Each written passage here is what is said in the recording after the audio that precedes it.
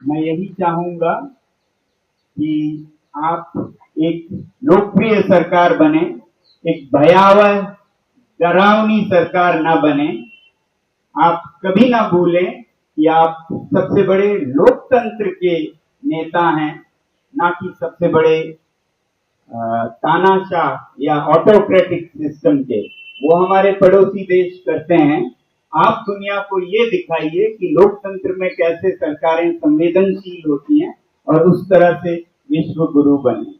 और अगर आप ऐसे कदम उठाते हैं, जैसे इस मुद्दे पर आप जवाबदेही मांगते हैं, तो इससे आपका इज्जत और बढ़ेगा और आपके लिए और मदद मिलेगी कि जब जनता आवाज करती है तो नेताओं को, अपने मंत्रियों, अपने अधिकारियों को उसका खामियाजा भुगतने पे मजबूर कर सकते हैं। आपके लिए आसान होगा किसी अधिकारी को हटाना या मंत्री को हटाना जब हम आवाज करते हैं। तो हमारी आवाज कोई आपके खिलाफ नहीं है, बल्कि आप देख पाए तो ये आपके लिए एक सहयोग है कि आप एक सुशासन ला सकें। मेरी उम्मीद है कि आधे समय या काल के बाद जो आधी और बची है अभी के सरकार की, वो एक नया सवेरा लाएगा जिसमें कि सुशासन होगा, जिसमें कि लोग बोल पाएंगे और सरकार सुन पाएगी और सभी प्रणालियां ठीक होंगी। और जब आप जवाबदेही लेंगे भी तो हम आपका कोई बुरा भला नहीं कहेंगे, तिरस्कार नहीं कहेंगे, बल्कि धन्यवाद देकर उसका जश्न मनाएंगे। और नहीं करते हैं तो ये और भड़कता जाएगा, तो जिससे कि किसी के हित में कोई फायदा नहीं होगा।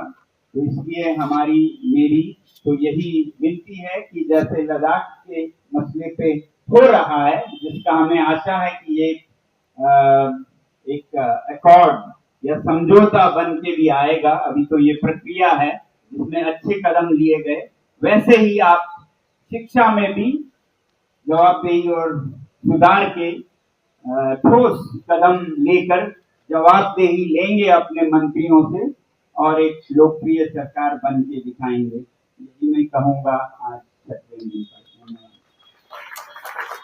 ध्यान रखें उनका सबका। हमारे जो डॉक्टर सर को चेक करे वही डॉक्टर उनको भी चेक करे। ठीक है, नेक्स्ट क्वेश्चन।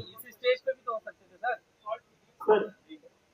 छोटे समय के लिए करने वाले बहुत हैं जो 3 दिन या उससे ज्यादा करेंगे। हम अभी ऐसा व्यवस्था कर रहे हैं कि उनको अलग लाएं, क्योंकि बहुत बड़े संख्या में तो लाना बहुत मुश्किल है। उसके बाद हम वहीं पे एक साथ। सोनम जी, मेरा एक सवाल आपसे है। 6 दिन हो चुके हैं आमरण अनशन के, क्या अगर आपकी बात नहीं मानी गई सरकार के द्वारा, आगे भी जारी रहेगी? रहेगी ना, इसीलिए तो हम यहाँ बैठे हैं जी। अभी तो संसद का सत्र आने वाला है, उसमें हम चाहेंगे कि सिर्फ इस्तीफे के नहीं बल्कि सुधार, बुनियादी सुधार की भी चर्चा हो। हमारे सारे जो सांसद हैं उनसे हम अपील करेंगे कि वो एक तो हमसे संपर्क करें या हम उनसे मिलने आए और फिर वो संसद में, जो कि सही जगह है, इसकी चर्चा करें और सुधार लाएं और देश को बेहतर और महान बनाएं। लेकिन आपकी सेहत पर बड़ा आगे प्रभाव पड़ता है, वो समझ के हम बैठे हैं। अभिजीत जी, आपसे एक मेरा सवाल है walk and talk India channel से कि आपके खिलाफ एक वीडियो कनिका शर्मा ने आज सुबह वायरल किया इंस्टाग्राम पे, जिन्होंने कहा कि आपने दिल्ली पुलिस को बुरा भला कहा और उन्होंने अमित शाह जी से गुहार लगाई कि ऐसा आदमी को क्यों खुला छोड़ रखा है। मैंने क्या बुरा भला कहा?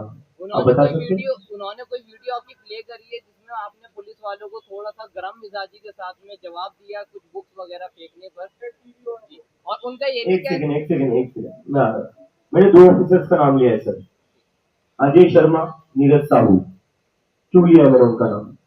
छत्रपति शिवाजी महाराज, डॉक्टर बाबा साहेब अम्बेडकर और शहीद भगत सिंह, इन तीनों की किताबें सड़कों पर फेंकी गई है। तो क्या करा जाए? एक्सेप्ट कर लो। हम महाराष्ट्र से आता हूं, मैं कुछ भी सहन कर लूंगा, बाबा साहेब अम्बेडकर और छत्रपति शिवाजी का अपमान नहीं सहन करूंगा। आपकी एक चीज आपसे एक मेरा सवाल है walk and talk India channel से कि आपके खिलाफ एक वीडियो कनिका शर्मा ने आज सुबह वायरल किया इंस्टाग्राम पे, जिन्होंने कहा कि आपने दिल्ली पुलिस को बुरा भला कहा और उन्होंने अमित शाह जी से गुहार लगाई कि ऐसा आदमी को क्यों खुला छोड़ रखा है। मैं यही चाहूंगा और शहीद भगत सिंह 23 साल की उम्र में देश के लिए फांसी पर चढ़े हुए थे। उनका अपमान से क्या दिल्ली पुलिस का गुस्सा में समझ सकता है? कुछ ऑफिसर्स होंगे, देखो इतनी बात मैं बता देता हूँ, जो सारे पुलिस वाले हैं ना वो हमारे अगेंस्ट में, वो हमारे सपोर्ट में बताते भी कि हमारे बच्चे अभी 10th में 11th में वो भी 2 साल बाद नीट देंगे, तो आप जो करो अच्छा कर लो। कुछ ऑफिसर्स है जिनको ऊपर अमित शाह को जवाब देना पड़ता है, ये वो ऑफिसर्स है, नारेबाजी नहीं नारेबाजी। कुछ ऑफिसर्स है जिनको अमित शाह को ऊपर जवाब देना पड़ता है, अमित शाह के प्रेशर में वो ऑफिसर्स ऐसी हरकत कर रहे हैं। लेकिन मैं कहता हूँ आपका हमारे ऊपर गुस्सा होगा, ठीक है, हम समझ सकते हैं, लेकिन उसके लिए छत्रपति शिवाजी महाराज, डॉक्टर बाबा साहेब अम्बेडकर, भगत सिंह की किताबें क्यों सड़कों पर फेंकी जानी चाहिए? ये सही लगता है सर आपको? किताबें क्यों, और बस इन दिनों की नहीं, कोई भी किताब सड़कों पर क्यों फेंकी जानी चाहिए? किताब को तो देश में सरस्वती मान देना, ज्ञान को तो सरस्वती मान दो ना आप लोग, तो क्यों सड़कों पर फेंक लो आप? और उसके बाद जिन बच्चों ने सवाल उठाया कि सड़कों पर किताबें क्यों फेंक रहे हो, बच्चों के साथ पता है आपको क्या किया? एसीपी अजय शर्मा और नीरज साहू ने अंदर ले जाकर उनको पीटा और कहा तुम कॉर्पोरेटों को बड़ी नेता बनने की हुई मची हुई है, तुमको बता दें नेता कैसे बनते हैं, कॉर्पोरेटों का खात्मा करेंगे हम, ये भाषा का इस्तेमाल किया गया है सर। और उसके बाद में जाकर सवाल करता है पुलिस से, तो ऐसा क्यों किया? तो कहते हैं अभिजीत को खुला क्यों छोड़ा? तो कर लो अभिजीत को अरेस्ट, बैठा हुआ है अभिजीत यहाँ पर, क्यों नहीं करे अरेस्ट? अरेस्ट कर लो। अगर छत्रपति शिवाजी महाराज, डॉक्टर बाबा साहेब अम्बेडकर और भगत सिंह के लिए अपमान के अगेंस्ट लड़ना अरेस्ट होने के लिए क्वालिफाई है या उसकी वजह से अरेस्ट होना पड़ेगा sir, I am ready to get arrested, लेकिन मैं अपमान नहीं सहूंगा। महाराष्ट्र से आता हूं तो छत्रपति शिवाजी महाराज हमारे लिए देवत के बराबर है, डॉक्टर बाबा साहेब अम्बेडकर भी, शहीद भगत सिंह भी, तो अपमान तो नहीं सहेंगे सर। बाकी पुलिस हमारे ऊपर हमारी बाकी कोई गलती बता दीजिए ना सर, 14 दिनों से बैठे हुए हैं, कोई एक भी प्रॉब्लम हुई किसी पुलिस वाले को हमारी तरफ से? कितना प्यार से बात कर रहे हैं हम, कोई भी इशू होता है मैं तो घुटनों पर आकर भीख मांग रहा हूँ सर। जिस दिन पानी रोका गया था मैं घुटनों पर आकर भीख मांग रहा था कि सर प्लीज पानी छोड़ दीजिए, लेकिन अपमान नहीं सहेंगे सर। जिन लोगों ने ये देश बनाया, जिनकी वजह से ये देश आजाद हुआ है, उन लोगों का अपमान नहीं सहेंगे। किसी को भी उनकी किताबें सड़कों पर फेंकने का हक नहीं है। तो